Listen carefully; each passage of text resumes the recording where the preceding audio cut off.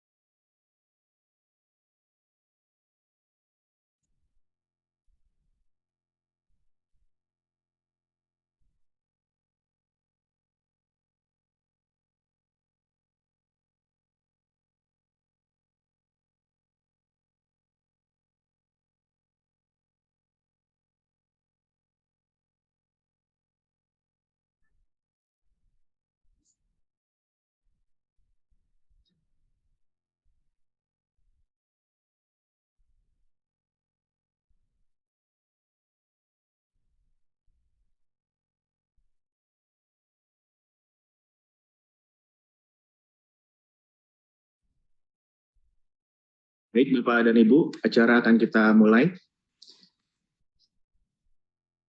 Selamat siang dan selamat datang di acara Public Expose PT Austindo Nusantara Jaya Tbk yang diselenggarakan pada hari ini, Rabu 8 Juni 2022.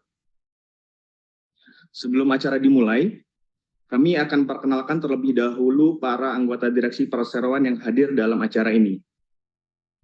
Yang pertama, selaku Direktur Utama Bapak Lukas Kurniawan,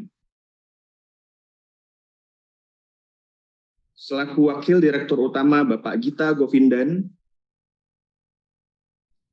selaku Direktur Bapak Naga Waskita, selaku Direktur Bapak Aloysius de Cruz, selaku Direktur Ibu Nopri Pitoy, selaku Direktur Anak Perseroan Ibu Nuni Maharani Maulana, selaku Direktur Anak Perseroan Ibu Foni Stefani, selaku Direktur Anak Perseroan Bapak Imam Wahyudi. Selanjutnya, kami akan menyampaikan pokok-pokok dari tata tertib acara ini sebagai berikut. Yang pertama, Pemaparan materi akan disampaikan dalam bahasa Indonesia. Yang kedua, untuk menjaga kenyamanan, selama acara ini berlangsung, kami akan menonaktifkan suara seluruh peserta. Yang ketiga, peserta dapat mengajukan pertanyaan selama acara ini berlangsung dengan cara menuliskan pertanyaan melalui chat box yang tersedia. Dan yang terakhir, setelah pemaparan selesai dilakukan, manajemen perseroan akan menjawab satu persatu pertanyaan yang telah disampaikan oleh peserta.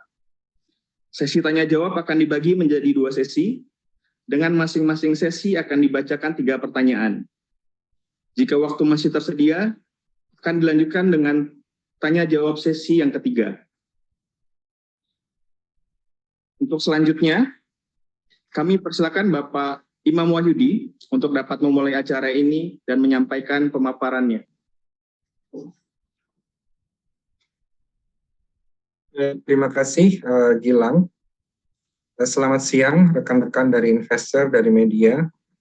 Kami akan memulai paparan kami hari ini dengan mengenai profil perusahaan, sekilas mengenai Austindo Nusantara Jaya Tbk. Next, Gilang. Dari 3 bagian agenda dalam public expose kali ini, yang pertama kami akan menjelaskan mengenai gambaran umum perusahaan. ANJ sendiri adalah perusahaan yang berbasis di Indonesia. Kami bergerak dalam produksi dan penjualan minyak sawit atau CPO, minyak inti sawit atau CPKO, inti sawit atau PK. Selain itu, kami juga memiliki segmen lain dalam agribisnis, yaitu tepung sagu dari pohon sagu alam di Papua, dan bisnis sayuran beku atau edamame dan okra. Kalau rekan-rekan lihat di bagian kiri, di portfolio kami untuk kelapa sawit, kami memiliki 50.000 hektar area total tertanam, kemudian 315 ton untuk kapasitas produksi dari CPO tersebut. Kemudian di segmen sagu, kita memiliki 1.250 ton per bulan untuk kapasitas produksi. Sedangkan untuk sayuran beku di sini kita memiliki 3 ton per jam untuk kapasitas produksi. Salah satu area bisnis kita komplementer yaitu di energi terbarukan, kami memiliki fasilitas pengolahan biogas di Belitung dengan kapasitas 1,8 megawatt kapasitas produksi. Secara organisasi di bagian tengah, total karyawan kami di Indonesia itu adalah sebesar 9.000 pegawai dengan 12 anak perusahaan, di mana ini dijalankan di 8 wilayah operasi yang nanti akan kita lihat di slide-slide berikutnya, dengan total cadangan lahan sebesar 155.000 hektar. ANJ sendiri terdaftar terutama di RSPO atau Roundtable of Sustainable Palm Oil, kemudian di Forum Kelapa Sawit Berkelanjutan Indonesia. Ini menunjukkan komitmen kita yang penuh untuk di sustainability. Kami juga support untuk UN Global Compact, menjadi members di Pongo Alliance, dan juga terutama member sebagai GAPKI atau Gabungan Pengusaha Kelapa Sawit Indonesia. Next, Gilang. Pendapatan dari perusahaan 99% adalah dari industri minyak kelapa sawit dan turunannya. Sedangkan lain-lain yang tadi kita sebutkan adalah dari penjualan tepung sagu dan juga sayuran edamame beku itu hanya 1% saat ini. Sedangkan kepemilikan saham dari ANJ 92,11% masih dipegang oleh pemegang saham pengendali, sedangkan untuk publik sebesar 7,89%. Di tahun ini, tahun 2021, dengan inisiatif sustainability dan ESG yang dilakukan oleh perusahaan dan korporasi, kami berhasil mendapatkan beberapa penghargaan di bidang ESG. ESG ini adalah Environmental, Social, and Governance. Yang paling prestis adalah pencapaian proper emas dari Kementerian Lingkungan Hidup dan Kehutanan, di mana ANJ merupakan penerima proper emas pertama dan satu-satunya di sektor kelapa sawit, di mana kita capai secara berturut-turut pada tahun 2020 dan 2021. Kemudian penghargaan lain adalah kami mendapatkan Corporate Emission Award tahun 2022 dari Bumi Global Carbon dan Berita 1, dan juga salah satunya Excellence Good Corporate Governance Implementation on Integrating Sustainable Business dari Warta Ekonomi. Seluruh pabrik kelapa sawit kami, yaitu di 5 lokasi, sudah memiliki sertifikat RSPO, di mana satu pabrik memperoleh sertifikasi rantai pasok atau Identity Preserve, dan ini merupakan tingkat tertinggi dari sertifikasi supply chain di RSPO. Komitmen kami terhadap keberlanjutan, pengembangan dan bertanggung jawab, dan inisiatif ESG membedakan kami, ANJ, dari perusahaan kelapa sawit lainnya di Indonesia dengan penghargaan dan pengakuan yang signifikan dari pemerintah dan organisasi terkemuka lainnya. Jadi apa yang kami lakukan di bidang ini dan juga penghargaan-penghargaan yang sudah kami capai sebagai rekognisi terhadap apa yang sudah kita lakukan merupakan bagian dari visi jangka panjang kami untuk menjadi perusahaan pangan berbasis agribisnis berkelas dunia yang meningkatkan kualitas kehidupan manusia dan alam. Next, Gilang. Secara umum ini adalah wilayah operasi kami. Jadi ada 2 lokasi di Sumatera Utara, yaitu PT ANJ Agri dan PT ANJ Agri Siais, berlokasi di Sumatera Utara. Dua-duanya sudah mendapatkan sertifikat RSPO. Kemudian satu yang sedang dikembangkan di area Sumatera Selatan atau Empat Lawang, PT GSB. Kemudian di Belitung, kita memiliki PT Sahabat Mewah dan Makmur, juga kelapa sawit dan juga sudah mendapatkan sertifikat RSPO, di mana limbah cair dari kelapa sawitnya digunakan sebagai biogas untuk pembangkitan listrik energi terbarukan dengan kapasitas produksi 1,8 MW. Di Pulau Kalimantan, kita ada satu unit bisnis kelapa sawit, PT KAL, juga sudah sertifikat RSPO. Sedangkan untuk sayuran beku berlokasi di Jember, Jawa Timur, di mana yang kita produksi adalah edamame, baik segar ataupun beku, dan tahun ini kita sudah melakukan ekspor ke negara-negara tujuan ekspor untuk sayuran beku edamame, antara lain Jepang, US, dan Malaysia. Kapasitas produksinya 3 ton per jam.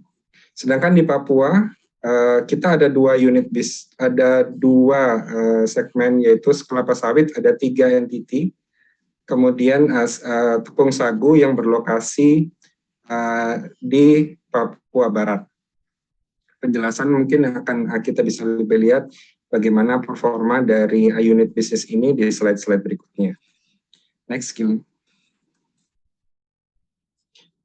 Tim manajemen ANJ di jajaran komisaris, ada Bapak Hadrianto Makhribi sebagai komisaris utama, Bapak George S. Tahia sebagai komisaris, Bapak Syakon G. Tahia sebagai komisaris, Bapak Anastasius Wahyu Hadi, Ibu Istini Tatik Sidarta, Bapak Yosef Kristiadi, Bapak Darwin Nur Hadi, dan juga Bapak Istama Tatang Sidarta.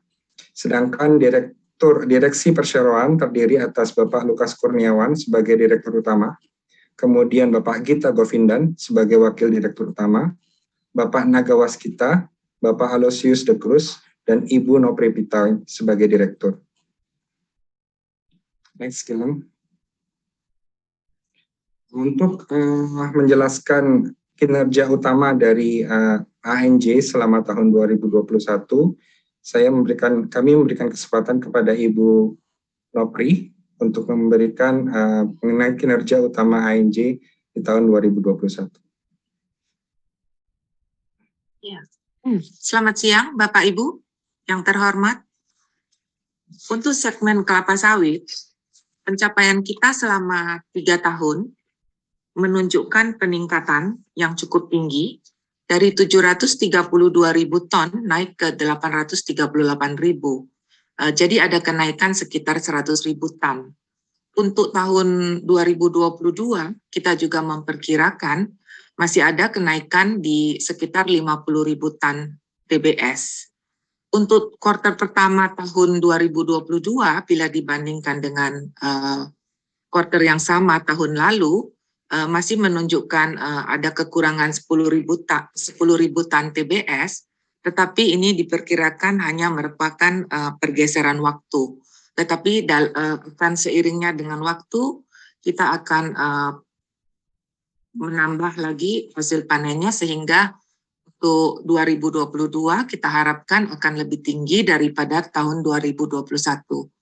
Untuk produksi CPO kita juga masih menunjukkan peningkatan, dan tahun 2022 ini akan mencapai milestone baru, target baru mendekati 300.000 ton. Kita harapkan dengan OER, tingkat ekstraksi CPO, sebesar 20,9%. Hal yang sama dengan produksi PK juga akan menunjukkan kenaikan tahun ini di 60.000 ton PK. Untuk harga rata-rata CPO selama dari tahun 2019 sampai tahun ini, kuartal pertama, menunjukkan kenaikan yang sangat signifikan. Lebih dari 200%, 223%. Jadi harga dari $479 yang kita dapatkan di tahun 2019 untuk kuartal pertama kita dapatkan $1.069. Walaupun belakangan ini karena terjadi ekspor ban, pelarangan ekspor, sehingga harga yang kita dapatkan itu sudah turun ke level sekitar $800. Kenaikan harga yang begitu tinggi tentu saja memicu inflasi seperti harga pupuk dan harga tenaga kerja, juga spare part dan harga transportasi. Tetapi selama 3 tahun terakhir kita berhasil menjaga biaya produksi kita tetap di level $300. Tahun ini juga untuk full year kita harapkan kita bisa mencapai harga sekitar $300.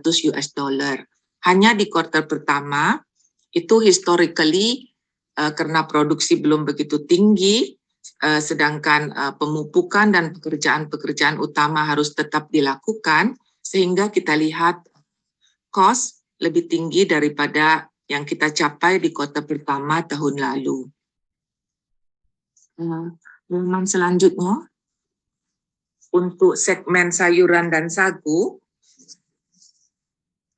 tahun lalu 2021 untuk produksi edamame segar, kita berhasil menjual sebesar 1.980 ton edamame segar dengan harga 6.900. Dan kuartal pertama tahun 2022 kita sudah menjual sebesar 398 ton edamame segar dengan harga Rp6.000. Tahun lalu juga kita berhasil memproduksi edamame beku, terutama untuk pasar ekspor. Kita berhasil menjual sebesar 534 ton dengan harga rata-rata Rp22.951 per kilo. Tahun ini, kuartal pertama, kita berhasil menjual 100 ton dengan harga yang lebih baik di Rp27.341. Sedangkan untuk produksi sago, tahun lalu kita berhasil memproduksi sebesar 3.500 ton sagu, itu menunjukkan peningkatan sebesar 58% dibandingkan dengan tahun sebelumnya. Dan tahun ini kita untuk kuartal pertama juga berhasil memproduksi 800 ton sagu dengan harga 6.000. Sebenarnya terdapat kenaikan harga sagu yang lumayan tinggi. Belakangan ini kita bisa harga sudah mencapai Rp8.000 per kilo, tapi hasil ini hanya akan kelihatan di kuartal kedua tahun 2022. Tingkat ekstraksi sagu kami sebenarnya tahun lalu kami sudah berhasil mencapai 13%. Itu merupakan peningkatan yang sangat signifikan dibanding tahun-tahun sebelumnya. Tapi kalau kita lihat di kuartal pertama 2022, memang terjadi penurunan disebabkan kita melakukan beberapa perbaikan atas mesin-mesin produksi kita, dan juga karena kita memproduksi sesuai dengan kualitas ekspor, sehingga OER kita kelihatan turun, tetapi akan naik kembali di kuartal-kuartal selanjutnya. Halaman selanjutnya, untuk kinerja keuangan kita, pendapatan kita tahun lalu adalah $266 juta. itu merupakan hampir double dibandingkan dari tahun 2019. Waktu itu harga CPO memang sangat depresi di harga 479 US dollar per ton. Dan kuartal pertama tahun 2022 ini kita juga sudah menghasilkan pendapatan 75 juta dolar, sebesar 29% lebih tinggi dibanding kuartal pertama tahun lalu. EBITDA yang kita capai tahun lalu mencapai 87 juta dolar, dan tahun ini untuk kuartal pertama kita capai 23,7 juta dolar, itu merupakan 84% kenaikan dibandingkan dengan kuartal pertama tahun 2021. Laba rugi kita untuk tahun 2021 juga kita berhasil membukukan rekor sebesar 39 juta US dollar, dan kuartal ini bahkan lebih tinggi, kita mencapai 11 juta US dollar, itu merupakan 262% di atas pencapaian kita untuk kuartal yang sama pada tahun lalu. Realisasi CAPEX kita kalau kita lihat di tahun 2019 itu terlihat tinggi di 74 juta dolar karena kita melakukan pembangunan oil mill di Sorong Selatan di perkebunan kita di Papua, dan kita juga membangun palm kernel crushing di tahun 2019. Tetapi di tahun 2022 ini, kuartal pertama, belanja capital expenditure kita sudah normal kembali di level 6,2 juta dolar untuk kuartal pertama tahun 2022. Untuk halaman selanjutnya, ini memperlihatkan prospek harga CPO mulai tahun 2018, 5 tahun yang lalu, sampai sekarang. Kalau kita lihat harga CPO rally-nya cukup tajam, dimulai dari tahun 2020 awal, setelah sebenarnya sebelum selesainya pandemi, kita lihat naik dari 500 US dollar, naik sampai ke 1.750, dan sekarang harganya itu 1.500 US dollar. Dan dari sumber World Bank, fokus untuk tahun 2022 adalah di harga palm oil 1.650 US dollar. Jadi mirip dengan harga sekarang. Prospek jangka panjang untuk harga CPO itu kita perkirakan tetap bullish karena selama beberapa tahun ini penanaman lebih rendah karena harga juga tidak menarik, sehingga kita akan terus mengalami kekurangan pasokan. Juga diperburuk dengan kekurangan tenaga kerja akibat dari pandemi, dan juga standar keberlanjutan yang lebih ketat. Kemudian juga terdapat krisis energi yang menyebabkan harga minyak mentah naik sangat signifikan akibat daripada krisis di Ukraina dan di Rusia. Juga mandate biodiesel kita B30 itu tidak dikurangi walaupun harga CPO dan harga minyak mentah naik bebarengan. Di samping itu, faktor lain yang memperkirakan CPO tetap bullish, dengan adanya pemulihan ekonomi global setelah pandemi ini selesai, diharapkan demand untuk minyak goreng tetap akan meningkat. Di samping itu, kita memiliki biaya produksi dan harga CPO yang sangat bersaing dibandingkan dengan minyak-minyak nabati lainnya, sehingga permintaan untuk CPO diperkirakan akan tetap naik. Dan yang terakhir, perubahan iklim itu kita perkirakan ke depannya tentu akan mempengaruhi produksi minyak nabati secara global. Oleh karena itu, kita memperkirakan harga CPO ke depannya akan tetap bullish. Selanjutnya mengenai benchmark perusahaan kelapa sawit, mungkin Pak Lukas bisa bantu. Terima kasih Ibu Nofri dan selamat siang kepada para pemegang saham yang terhormat. Untuk slide yang saat ini, saya ingin mencoba memaparkan perbandingan ANJ dengan beberapa peers atau rekan-rekan yang berada di industri yang sama, yaitu di industri CPO. di mana di dalam perbandingan ini yang kami lakukan perbandingan adalah satu Astra Agro Lestari, kedua DSN Group, dan terus kemudian yang ketiga Triputra Agro Persada, London Sumatera, LSIP, kemudian Salim Infomas.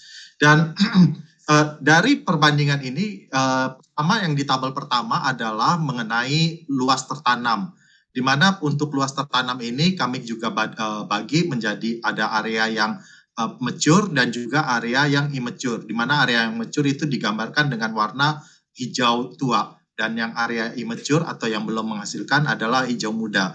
Kemudian yang paling penting di sini adalah di tabel yang kedua, di grafik yang kedua, yaitu mengenai profil umur tanam. Seperti yang kita lihat, untuk profil usia tanam ANJ, hampir sekitar 34% profil tanaman kami terdiri dari immature dan tanaman muda, di mana ini akan menjadi mesin pertumbuhan bagi kami untuk di masa-masa yang akan datang.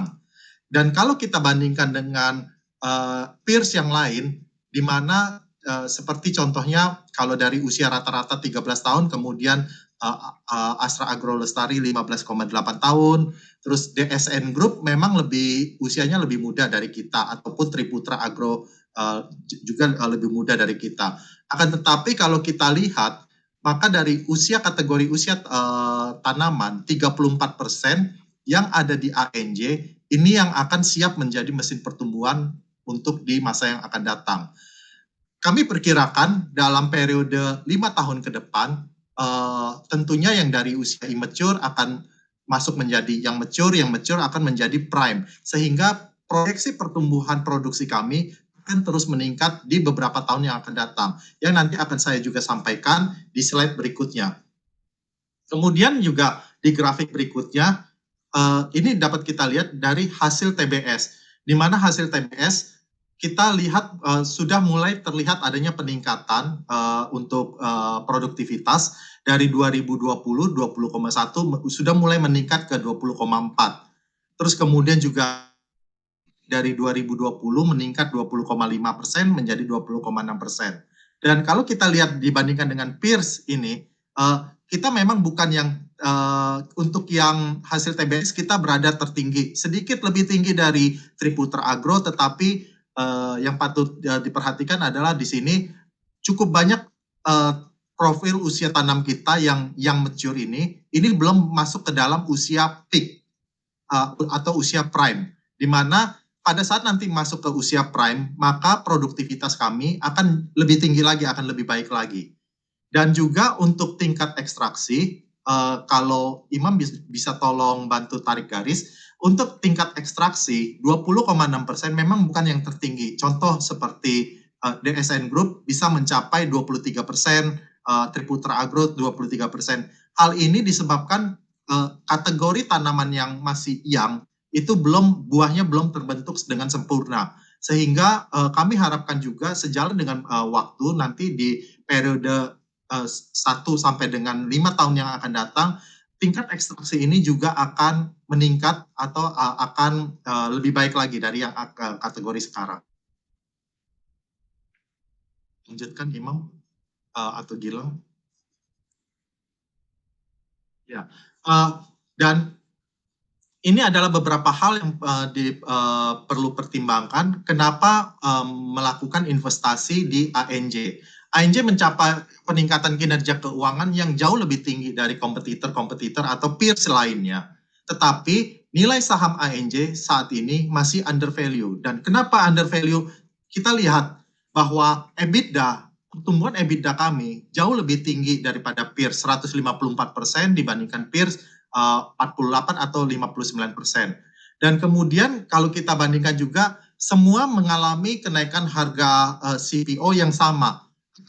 Tapi tingkat pertumbuhan pendapatan kami jauh lebih tinggi daripada peers, dan hal ini disumbang oleh satu tentunya produktivitas di situ. Dan kalau kita lihat dari sisi produktivitas yang tadi saya sudah sampaikan, maka inilah yang mencerminkan translasi ke dalam nilai moneter dalam hal ini dalam ANJ adalah US dollar.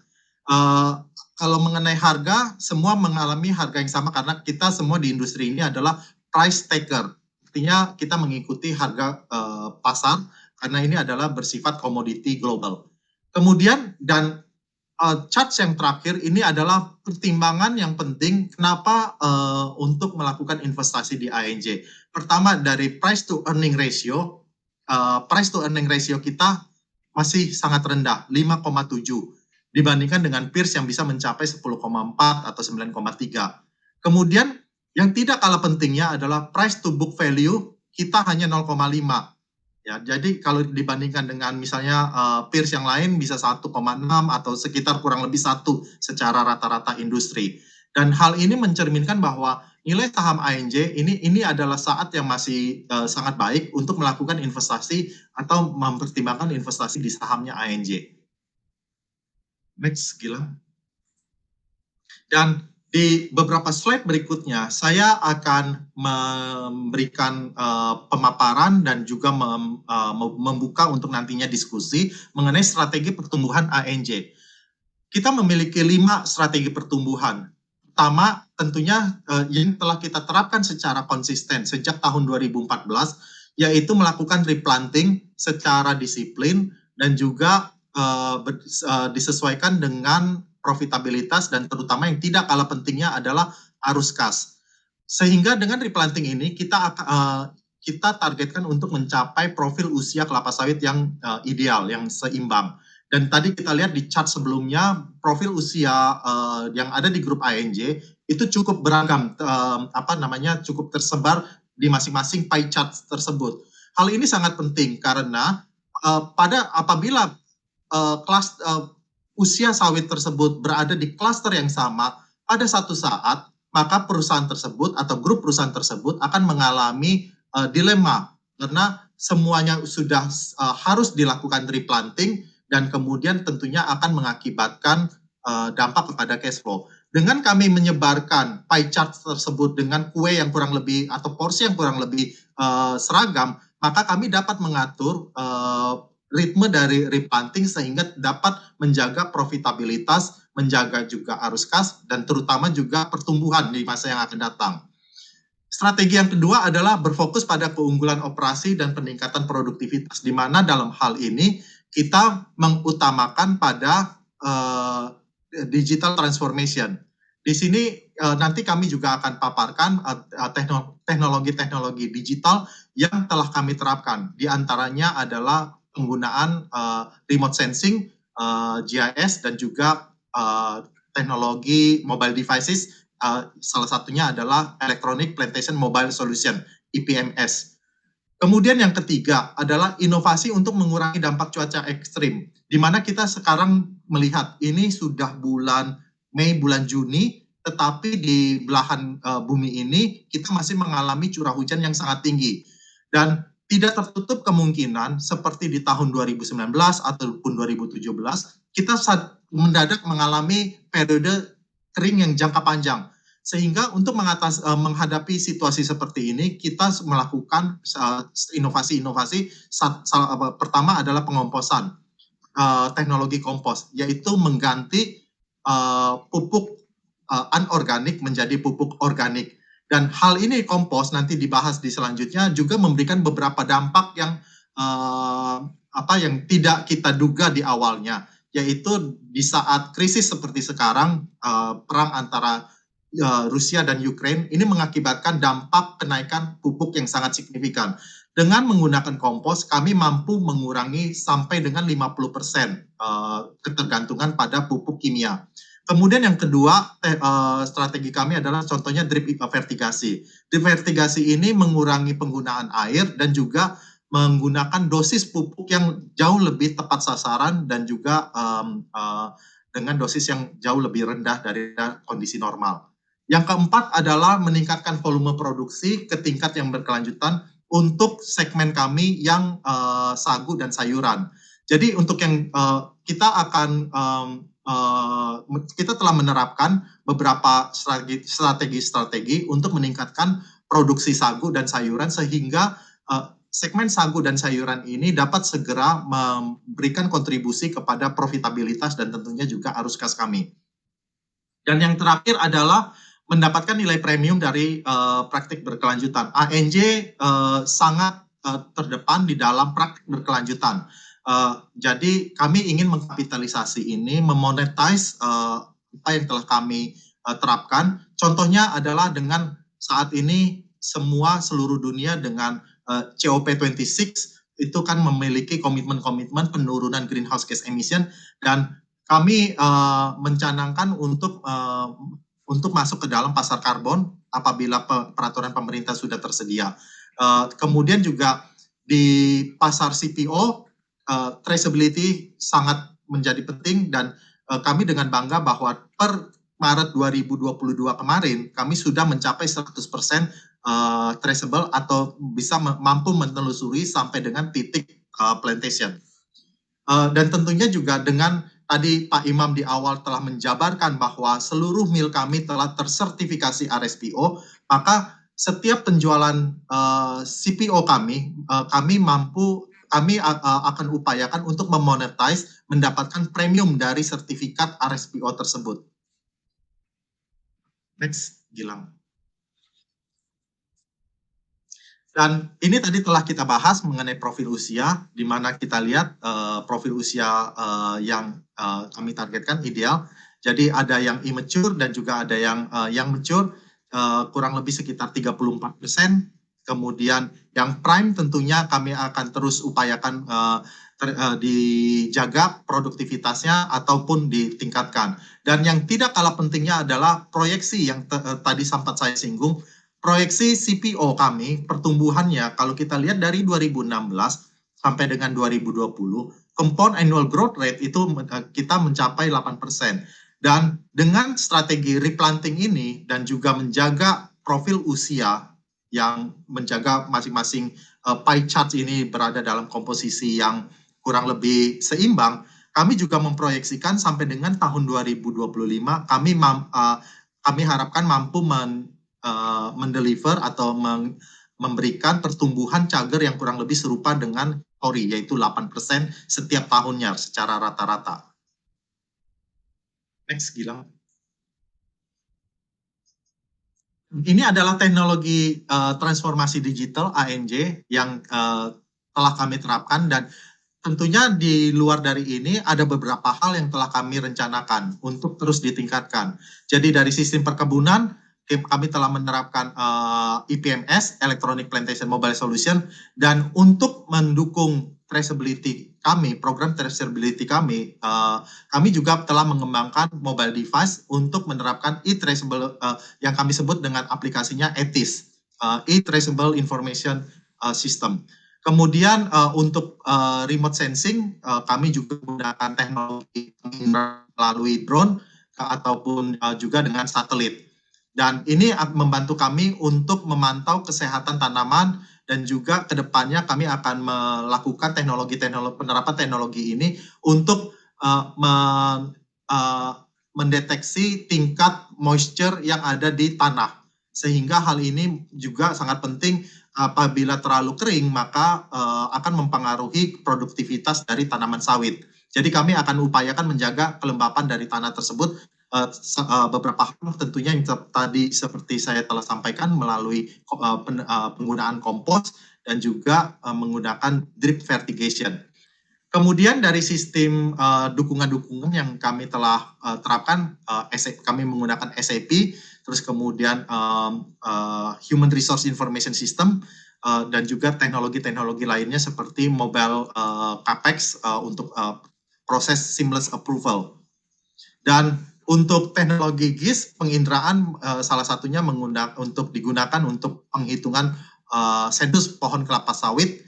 Jadi kita terbangkan drone, kemudian setelah di-upload kepada software, dapat dilakukan penghitungan secara otomatis, serta untuk hal ini penting untuk menghitung kerapatan dari tanaman kelapa sawit yang ada di masing-masing blok. Lanjut, Gilang.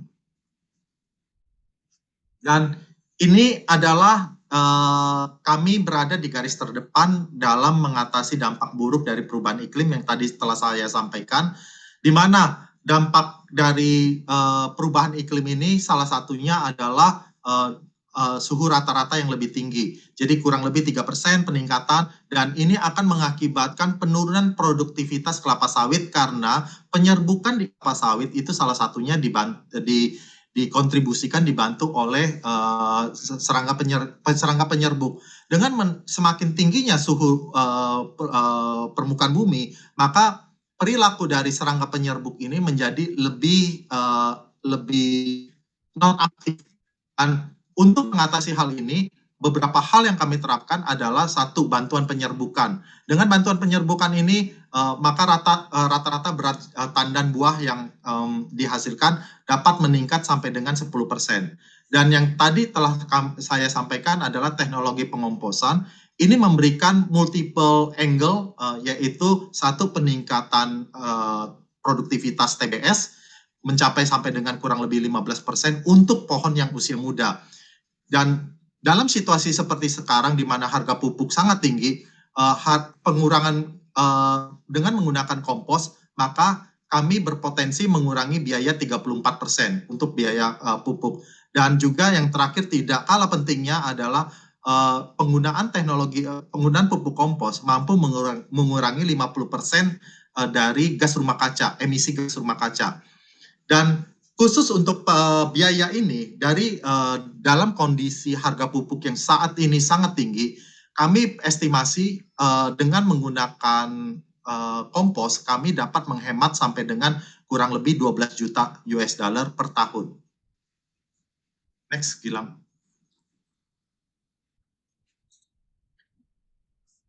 Dan tadi ini setelah saya sampaikan kurang lebih adalah satu dari kompos misalnya pendapatan melalui produktivitas yang lebih naik, terus kemudian biaya kayak itu biaya pupuk yang kami dapat kendalikan, terus juga dampak kepada ESG lebih hijau yaitu limbah dari seluruh produk, karena ini kompos ini adalah bahan bakunya adalah dari limbah pengolahan sawit.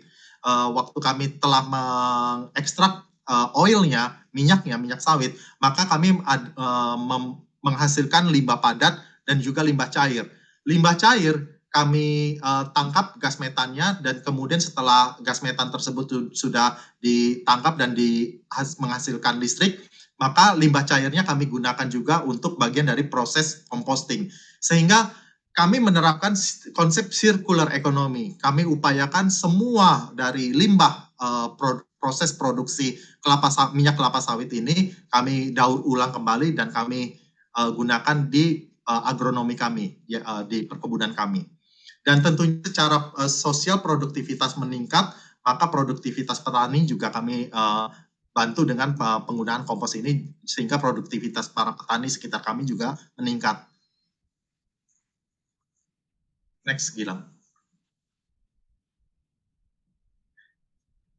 Untuk slide ini saya akan alihkan kepada Ibu Nuni, Direktur ANJ Group untuk Sustainability. Silakan Ibu Nuni. Terima kasih Pak Lukas, selamat sore Ibu dan Bapak. Melanjutkan apa yang sudah dipaparkan oleh para direksi, ingin saya sampaikan bahwa sebagai bagian dari komitmen ANJ terhadap keberlanjutan, terhadap ESG, kami juga telah melakukan dan melibatkan lembaga pemerintah untuk menilai sampai di mana kinerja dari keberlanjutan kami. Salah satunya adalah dengan melakukan ESG rating yang dilakukan oleh Sustainalytics. Nah, peringkat kami dengan nilai 26,1 ada di risiko medium, dan dari hasil ini kami menduduki peringkat nomor 1 untuk sektor kelapa sawit di Indonesia dan nomor 3 untuk peringkat di sektor kelapa sawit global. Kami juga secara rutin telah mengikuti assessment disclosure untuk kinerja keberlanjutan kami, antara lain SPOT dan CDP, dan di tahun lalu peringkat SPOT kami meningkat dan dengan skor 82,9, kami berada di peringkat nomor 4 untuk sektor kelapa sawit di Indonesia dan nomor 12 untuk sektor kelapa sawit global. Sedangkan untuk CDP di dalam pengungkapan untuk risiko forest kami mendapatkan scoring A-. Ini artinya kami berada di kategori leadership untuk palm oil.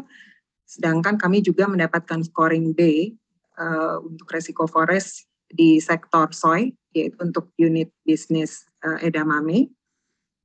Dan tahun lalu kami juga mengikuti assessment untuk water dan kami mendapatkan peringkat B. Inisiatif-inisiatif ESG kami di dalam bidang lingkungan, sosial, dan tata kelola ini secara rinci dapat dilihat di dalam laporan keberlanjutan kami.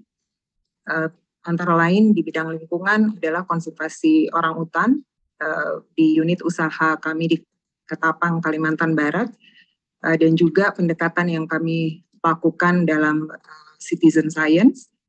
Di bidang sosial, di Belitung misalnya, ini kami mengembangkan kerjasama dengan para stakeholder untuk meningkatkan pariwisata atau ekowisata di sana, selain program-program konvensional yang lainnya. Sementara di Papua Barat ada inisiatif pelibatan masyarakat yang nanti saya akan paparkan di slide berikutnya. Kemudian untuk bidang tata kelola, ini juga akan saya paparkan di slide sertifikasi. Untuk tempat kerja yang beragam, adil, dan inklusif, dapat kami katakan bahwa 4 dari 12 direktur kami adalah perempuan, sedangkan secara keseluruhan 35% dari pegawai kantor pusat ini adalah perempuan. Silakan lanjut, Gilang. Saya ingin memulai dengan komitmen kami terhadap keberlanjutan. Ini kami refleksikan dalam kebijakan keberlanjutan yang baru kami perbaharui di tahun 2019, yang sesuai dengan prinsip dan kriteria RSPO dan yang mendukung SDG. Di kebijakan keberlanjutan kami juga berkomitmen untuk menciptakan nilai tambah dan berkontribusi positif bagi masyarakat tempat kami beroperasi. Program pengembangan masyarakat kami dirancang untuk meningkatkan kualitas hidup masyarakat setempat melalui kolaborasi yang memaksimalkan potensi dan inisiatif masyarakat. Seperti kita lihat di sini ada contoh-contoh program pendidikan, program kesehatan, program sosial ekonomi, dan juga program lingkungan. Tapi selain itu kami juga melakukan pembangunan infrastruktur dan juga mendukung inisiatif-inisiatif sosial budaya dan agama. Di tahun 2021 kami menginvestasikan $4,4 juta untuk community involvement dan development, dan ini telah memberikan kontribusi bagi 230.000 orang di 61 desa di 5 provinsi. Silakan lanjut, Gilang. Ya, di sini kami sampaikan bahwa kami mematuhi perundang-undangan dan juga mengikuti standar-standar terbaik yang dikenal secara nasional maupun internasional.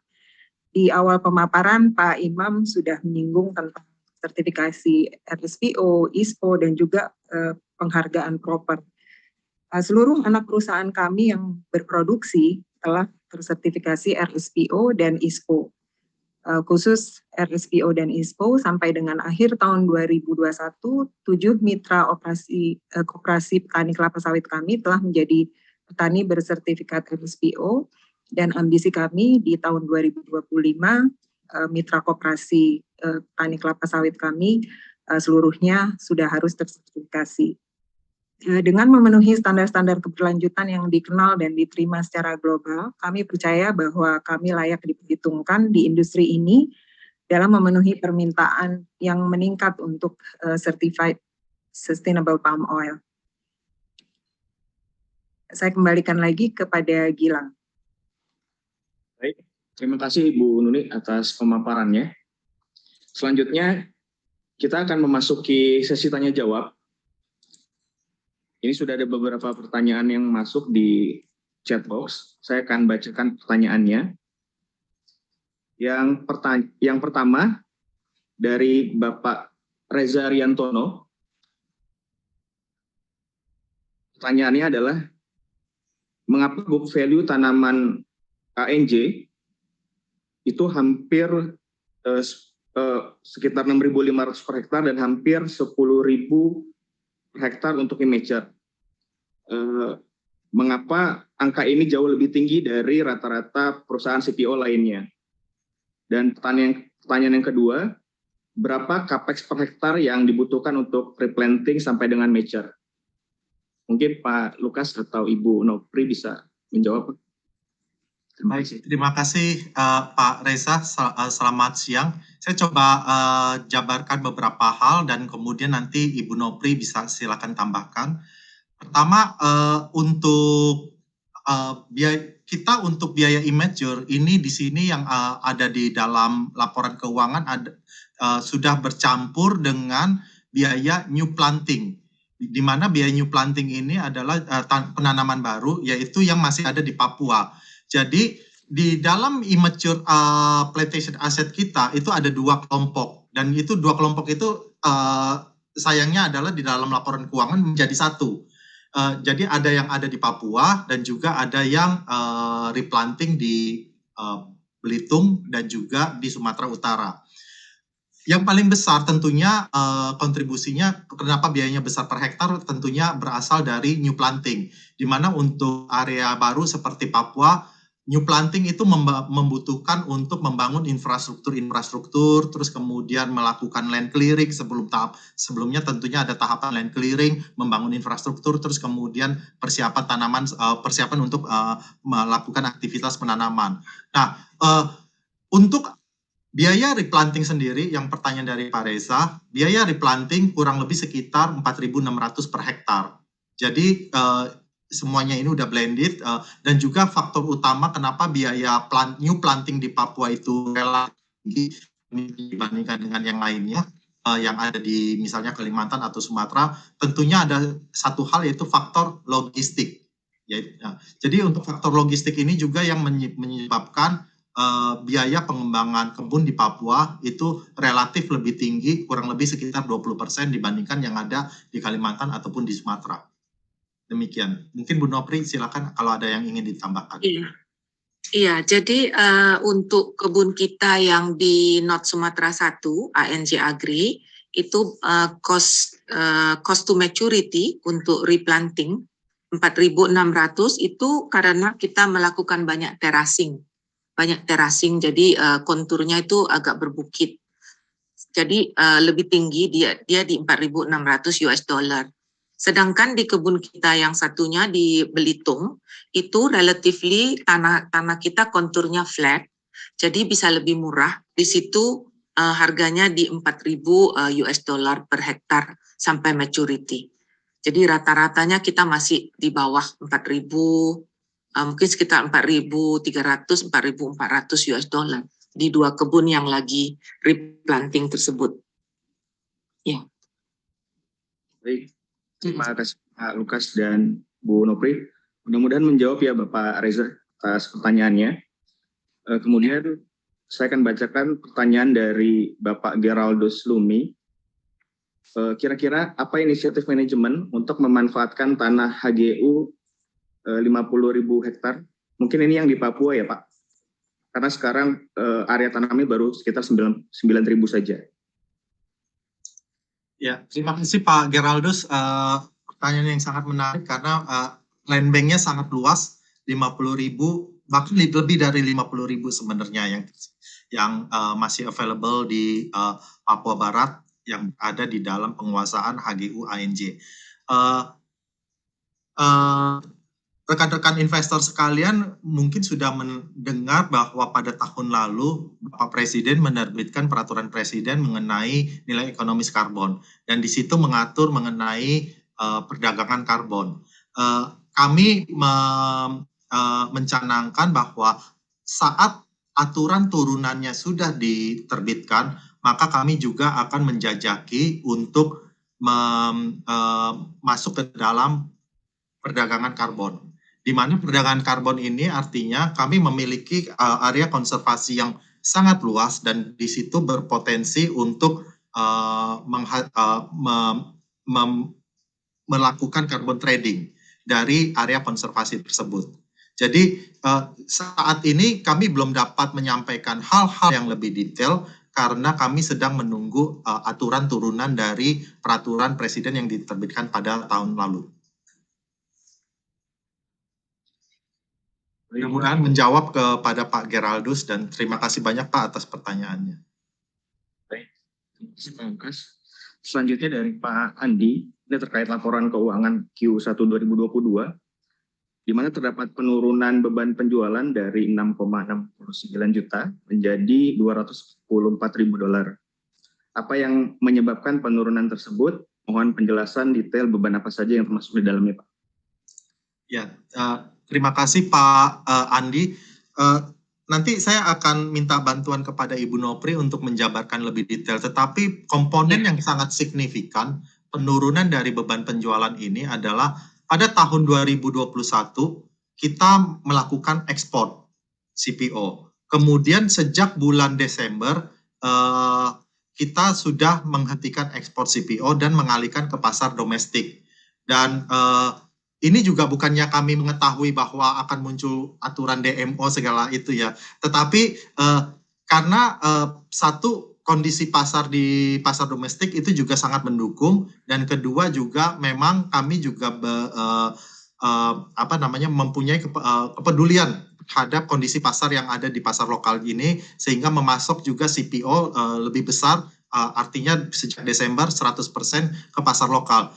Nah, akibat kami tidak melakukan ekspor lagi, maka komponen ekspor levy atau pungutan ekspor dan juga pajak ekspor itu tidak dikenakan kepada kami karena harga jual di domestik itu sudah net dari ekspor levy dan ekspor tax. Demikian kurang lebih. Mungkin Bu Nopri silakan ada tambah. Ya, jadi 6,69 juta itu termasuk biaya levy.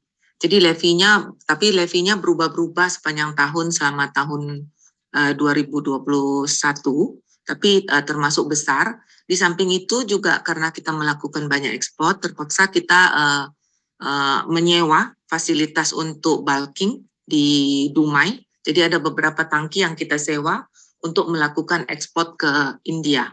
Jadi tahun ini bisa kita hemat itu semua, levy dan juga fasilitas untuk bulking di Dumai. Yang satunya lagi juga kita melakukan inisiatif untuk di Papua. Kita sudah berhasil melakukan shipment direct. Kalau dulu itu kita terpaksa melakukan transshipment dari Papua, dari kebun kita di Sorong Selatan. Kita terpaksa melakukan transshipment di tengah laut dan dari batch ke tanker. Kemudian di tahun 2022 kita sudah bisa melakukan direct shipment ke pulau-pulau yang terdekat. Jadi ke Sulawesi, ke Kalimantan, kita sudah bisa langsung melakukan batch shipment. Jadi itu juga ada penghematan dalam hal beban penjualan. Itu aja tambahannya Pak Lukas. Terima kasih Bu Nopri. Terima kasih. Selanjutnya pertanyaan dari Bapak Jeremy Owen. Ini terkait biogas, Pak Lukas. Apakah ada rencana ANJ untuk membuka biogas baru? Kemudian yang kedua terkait edamame, terkait kerjasama ANJ dengan grup Asia Food, bagaimana mekanisme kerjasamanya? Baik, terima kasih. Selamat siang Pak Jeremy Owen. Pertama saya coba jabarkan mengenai renewable energy biogas. Dan hal ini spesifik untuk biogas power plant kita yang ada di Belitung. Memang benar secara laporan keuangan kinerjanya tidak menggembirakan. Hal ini karena kami memiliki purchase power agreement dengan PLN untuk jangka cukup panjang 14 tahun seingat saya. Dan di mana harga tersebut adalah fix Rp975 per kWh. Di tahun kurang lebih sekitar tahun 2017-2018, kami telah berupaya melakukan negosiasi ulang dengan PLN. Tetapi hal tersebut gagal. Di saat-saat terakhir PLN tidak menyetujui dan Jadi kalau pertanyaannya adalah kami memiliki beberapa lokasi lain yang memiliki potensi dikembangkan juga biogasnya. Nah, jadi biogas ini tentunya dampak positifnya adalah penurunan gas rumah kaca, greenhouse gas emission reduction. Tetapi dari biogas ini tidak mesti harus digunakan sebagai pembangkit listrik. Itu hal yang pertama. Yang kedua, jadi biogas ini dapat digunakan untuk apa? Satu, selain tenaga listrik, yang kedua adalah dapat juga digunakan untuk bio-CNG. Kalau kita mengembangkan ini untuk ke depannya, rencana kami adalah kami akan prioritaskan untuk satu penggunaan internal, yang kedua untuk transaksi komersial B2B, business to business. Kami saat ini tidak mewacanakan untuk menjajaki transaksi power purchase agreement dengan PLN, kecuali kalau misalnya regulasinya sudah mendukung di mana harga jual listrik itu dapat jauh lebih baik. Dan per saat ini kami sedang menjajaki untuk pengembangan biogas yang untuk dikembangkan menjadi bio-CNG. Manfaatnya tentunya satu, kalau kita ini tidak akan menambah revenue apabila kita kembangkan, tetapi dampak yang bisa kita lihat selain dari revenue, kalau tidak ada penambahan revenue, tentunya akan ada manajemen atau pengendalian biaya operasi, di mana kita lihat biaya bahan bakar saat ini sudah meningkat cukup signifikan. Jadi dengan dikembangkan menjadi pembangkit listrik dan digunakan untuk kebutuhan internal sebagai bio-CNG, maka konsumsi fossil fuel atau bahan bakar solar kami akan bisa dikurangi. Itu rencana kami yang kedepannya. Dan tentunya juga kami akan mengkapitalisasi dari penurunan gas rumah kaca tersebut.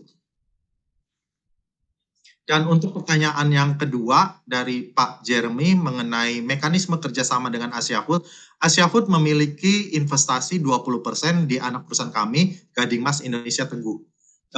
Dan secara spesifik kerjasamanya adalah Asia Food ini merupakan leader untuk pemasok sayuran beku di Jepang dan juga beberapa negara lainnya, termasuk seperti Australia dan juga Amerika. Jadi kami memproduksi sayuran beku saat ini edamame dan juga kemudian kedepannya adalah okra beku, dan kemudian Asia Food membantu kami untuk memasarkan penetrasi ke pasar seperti Jepang, Amerika, dan juga Australia. Demikian, semoga dapat menjawab. Ada pertanyaannya lagi yang saya belum jawab. Mekanisme bagi hasilnya, karena mereka memiliki 20% saham di Gading Mas, tentunya mekanismenya adalah apabila terjadi pembagian dividen dari Gading Mas, maka 80% ke ANJ dan 20% ke Gading Mas. Ke Asia Food. Demikian Pak Jeremy. Ya. Baik, terima kasih Pak Lukas. Rekan-rekan investor dan analis, mungkin ini adalah pertanyaan terakhir karena terbatas waktu. Memberikan pertanyaan dari Bapak Hunayfi dan Pak Yusrin. Yang pertama terkait larangan ekspor, atau mungkin yang sekarang terupdate terkait demo ya Pak Lukas, bagaimana dampaknya ke ANJ. Kemudian yang kedua terkait CAPEX, di tahun ini CAPEX-nya akan digunakan untuk apa saja. Kemudian yang terakhir mungkin ini ada terkait pertanyaan bagaimana status izin HGU lahan di Papua, Pak. Mungkin itu 3 pertanyaan terakhir sebelum kita close. Gilang, boleh nanti saya dibantu satu persatu karena saya telat untuk mencatatnya. Satu, saya coba jawab untuk perizinan HGU lahan di Papua. Kita telah mendapatkan surat konfirmasi dari Kementerian ATR BPN bahwa HGU kami yang ada di Papua untuk yang 2 konsesi kami, Permata Putra Mandiri dan Putra Manunggal Perkasa, itu tetap valid, tetap berlaku. Ya, terus kemudian yang untuk satu HGU-nya lagi, yaitu HGU yang ada di ANJ, itu juga tetap valid, tetapi dengan status quo, artinya menunggu keputusan lebih lanjut dari tim Satgas yang akan mereview secara keseluruhan dari peruntukannya. Jadi untuk menjawab pertanyaan dari Pak Yusrin bahwa ketiga HGU tersebut berdasarkan surat konfirmasi terakhir adalah masih berlaku. Demikian Pak.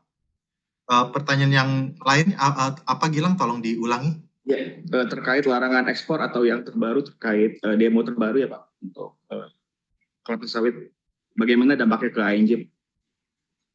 Ya, jadi untuk DMO aturan DMO ini kami masih menunggu aturan yang tertulisnya bagaimana mekanisme penerapan DMO. Tetapi secara garis besarnya seperti yang tadi telah saya jabarkan, sejak bulan Desember kami tidak melakukan ekspor. Artinya kami seluruh produk kami memang telah dijual ke pasar domestik. Itu. Tapi nanti bagaimana penerapan sistemnya, karena yang kami dengar adalah akan digunakan tracing kurang lebih seperti yang digunakan waktu tracing COVID kemarin. Kami sedang sebagai pelaku usaha, kami sedang menunggu arahan atau aturan-aturan yang lebih jelas lainnya. Mungkin Bu Nopri ada tambahan untuk yang kabar-kabarnya kan juga akan ada perubahan dalam hal levy ya. Jadi levy yang $375 itu harusnya diturunkan. Itu tadi pagi ada kabar dari Reuters, dan juga untuk peserta yang tetap ingin melakukan ekspor walaupun belum akan tetap melakukan ekspor tapi tidak ingin ikut DMO, itu sudah diberikan mekanisme juga harus bayar sekitar $200 ekspor levy, tapi kita masih menunggu peraturannya seperti apa. Kalau dari kita itu sebenarnya impact-nya hanya harga CPO lebih kecil, lebih rendah, untuk harga lokal itu jadi lebih rendah. Jadi kita akan melihat kalau misalnya lebih menguntungkan untuk melakukan ekspor, dan kalau mekanismenya sudah betul-betul tertulis dan bisa kita lakukan, dan tidak terlalu complicated seperti sekarang, kita harus kerjasama dengan refinery, itu bisa kita jajaki ya untuk ekspor kalau misalnya harganya lebih baik.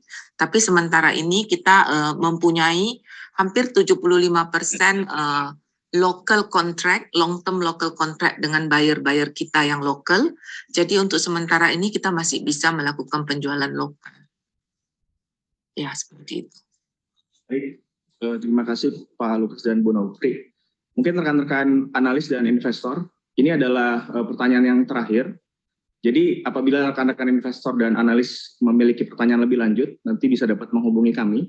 Nanti akan kami infokan kontaknya di belakang.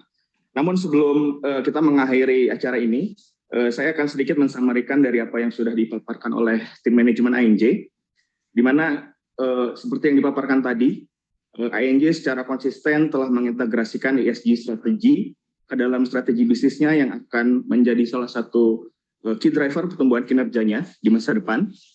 Kemudian selain itu, pada tahun 2021 dan kuartal 1 2022, ANJ mencapai peningkatan kinerja keuangan yang lebih tinggi dibandingkan dengan beberapa kompetitor.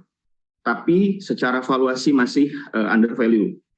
Untuk itu mungkin rekan-rekan investor maupun analis dapat mempertimbangkan ANJT sebagai salah satu pilihan emiten untuk menambah portfolionya. Kemudian mungkin itu saja yang bisa kami sampaikan. Jika ada pertanyaan lebih lanjut, rekan-rekan investor dan analis dapat menghubungi kami di Investor Relation. Ini kontaknya. Kemudian mungkin rekan-rekan bisa juga memfollow sosial media kami di Instagram, Facebook, YouTube, dan LinkedIn untuk menerima update dari ANJ. Mungkin itu saja yang bisa dapat kami sampaikan. Selamat sore, sampai jumpa di lain kesempatan. Terima kasih. Terima kasih. Terima kasih. Terima kasih. Terima kasih. Selamat sore. Selamat sore.